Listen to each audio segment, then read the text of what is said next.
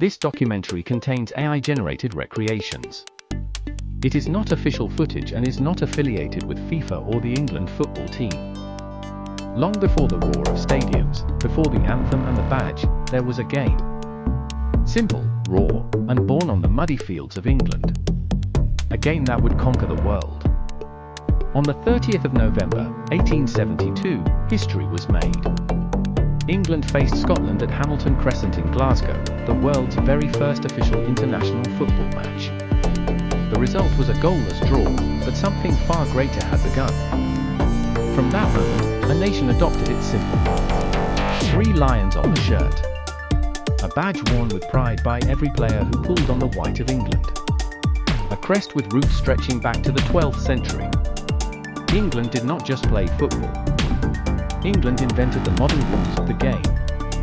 The Football Association, founded in 1863, gave the world a structure, a discipline, a code. For decades, England stood apart, the masters of their own creation. England entered the World Cup for the first time in 1950. It was a humbling debut. But the dream grew stronger with every tournament. By the 1960s, with the World Cup coming home to England, the nation dared to believe. The 30th of July, 1966. Wembley Stadium, London. 98,000 fans packed into the greatest football ground in the world. England versus West Germany. The FIFA World Cup final. The day a nation held its breath. England led. West Germany equalised. In extra time, Geoff Hurst struck a shot that hit the crossbar and bounced down, controversially given as a goal.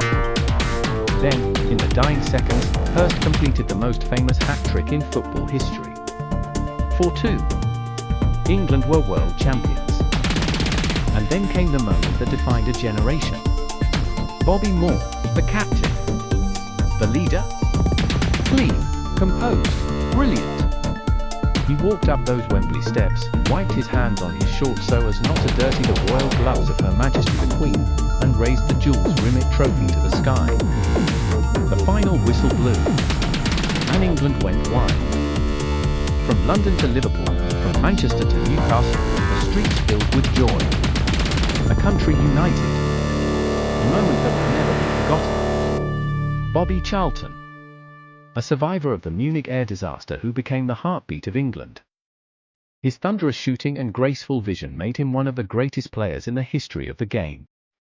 106 caps. 49 international goals. Gary Lineker, the Golden Boot winner at the 1986 World Cup in Mexico. A striker of clinical precision and sportsmanship. England's greatest pure goalscorer, who never received a yellow card in his entire career. Italia 90. England reached the semi-finals. And Paul Gascoigne, brilliant, mercurial, beloved Gazza, received a booking that meant he would miss the final if England progressed. His tears became one of the most iconic images in English football history. Penalty shootouts. 2 simple words that have haunted England fans for decades. In 1990 against West Germany. In 1996 at their own European Championship. In 1998, 2004, 2006, the pain of defeat from the spot became England's cruelest tradition. Then came 1996. Euro 96? England hosted the European Championship and Wembley was alive again. A new anthem rang around every pub, every park, every schoolyard. Football's coming home. And for a golden summer, it felt like it really was. David Beckham. More than a footballer. A cultural phenomenon. His precision with a dead ball was almost supernatural. And when he was needed most, that free kick against Greece in 2001, sending England to the World Cup, the nation exhaled as one.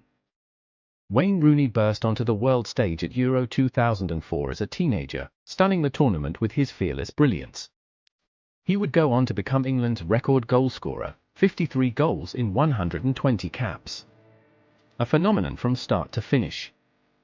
Through every heartbreak and every moment of glory, one constant remained. The supporters. Traveling thousands of miles to every corner of the world. Singing, believing, never giving up. The 12th man. The soul of English football.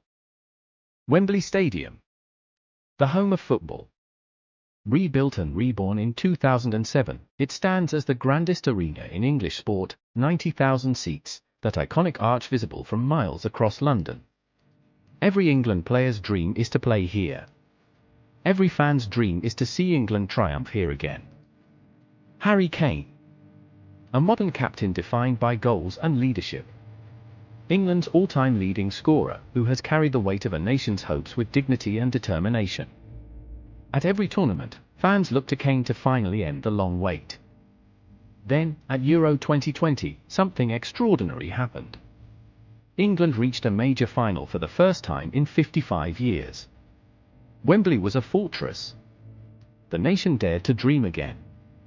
And when they led 1-0 at half-time, for one brief, glorious hour, England believed. But something has shifted. A new generation has emerged: Bellingham, Saka, Foden, Rashford, Rice. Technically brilliant, fearless, and hungry. Raised on the lessons of those who came before. England's future has never looked brighter. The numbers tell only part of the story. 1 World Cup won. England's record goalscorer netting 53 times. Over 150 years of international football played. Each figure a chapter. Each chapter building toward something greater. English football has given the world moments of breathtaking beauty. Thunderous strikes from distance. Perfectly curled free kicks. Ice-cold composure in front of goal. Goals that stopped a nation. Goals that live forever in memory. 58 years have passed since Bobby Moore raised that golden trophy. 58 years of trying, of hoping, of believing. Other nations have won World Cups. England has watched, and waited, and believed that one day, their day will come again. Because that is what football does. It connects us. Grandfather to grandchild. Generation to generation. Every England fan carries within them the hope of 1966, and the dream of a day when the stadium erupts, and the trophy comes home once more. 3 lions on the shirt. A nation behind the badge. England, the inventors of the beautiful game, still searching, still striving, still dreaming. The story is not finished. The greatest chapter may yet be written. Come on, England.